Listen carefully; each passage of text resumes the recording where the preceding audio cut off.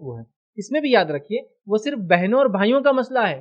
بیوی ہو گئی، دادی ہو گئی، وہ ان کے تو الگ ہی حصے. پھر آپ سمجھ رہے نا، یہ تو صرف بہن بھائی کا ہو تو ہوگا. بیوی کو 1/8 مل جاتا پہلے، وہ ایک الگ حصہ ہو گیا.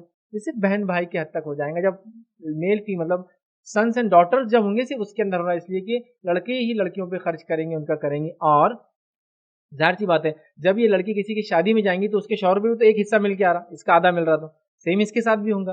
ایسا اوور آل دیکھیں تو سب کا برابر حق ہو رہا ہے، کسی پہ ظلم اس معاملے میں نہیں ہو رہا ہے. رہا جو لوگ وراثت میں حصہ نہیں دیتے تو یہ ان کی ذاتی خرابی ہے، ذاتی برائی ہے. اور سماج میں چونکہ یہ جو جہیز کا سسٹم چل پڑا، بہت سے لوگ بولتے ہیں بیٹی کی شادی کر دی تو وراثت ختم، اب وراثت میں اس کا حصہ نہیں رہے گا.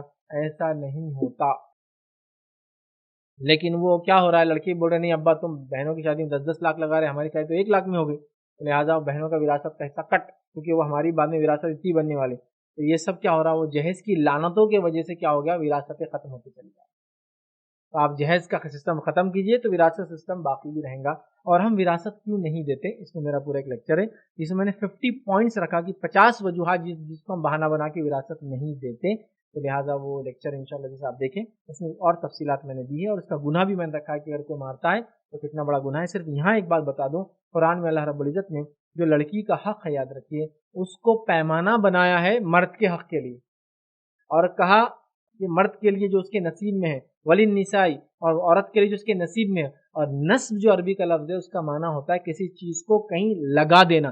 جیسا کہ آپ نے بلڈنگ کی تعمیر میں ایک پتھر کو نصب کر دیا، وہ نکلتا نہیں ہے. اب نصب کا لفظ ہے، ان کے نصب، اس سے لفظ نصیب آتا ہے، اس کے نصیب میں وہ چیز ہے، اس کا حق.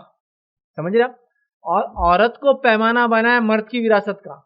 لڑکی کے مقابلے میں لڑکے کا ڈبل حصہ ہے، لڑکی کے مقابلے لڑکی کا ہاف حصہ نہیں کہا. لڑکی کو پیمانہ بنایا، اس کے حق کو نصب قرار دیا، اور اس کے دینے کو فریضہ ہے. اس لیے وراثت کے علم کو بولتے علم الفرائض، فریضہ ہے. اس کے بعد بھی اگر کوئی نہیں دیتا ہے تو وہ ایک اللہ کا فریضہ مارتا ہے، ایک نصب کی ہوئی چیز وہ کرتا ہے. اور پیمانہ اللہ نے عورت کو بنایا، تو پیمانے کو چھوڑ کر اگر کوئی حصہ کر رہا ہے تو ظلم کر رہا ہے نا ایک طرح سے. آپ بول رہے پیمانہ یہ ہے لیکن اس کو ہی نہیں ملے گا، تو یہ ظلم ہے. تو میں کہوں گا لڑکوں سے، مردوں سے کہ وہ اپنی بہنوں پر اور دیگر گھر کی رشتہ دار عورتوں پر، چاہے وہ ان کی سوتیلی مائیں ہوں وغیرہ وغیرہ، کبھی ظلم نہ کریں. جو ان کا حق ہے ان کو دینے کی کوشش کریں.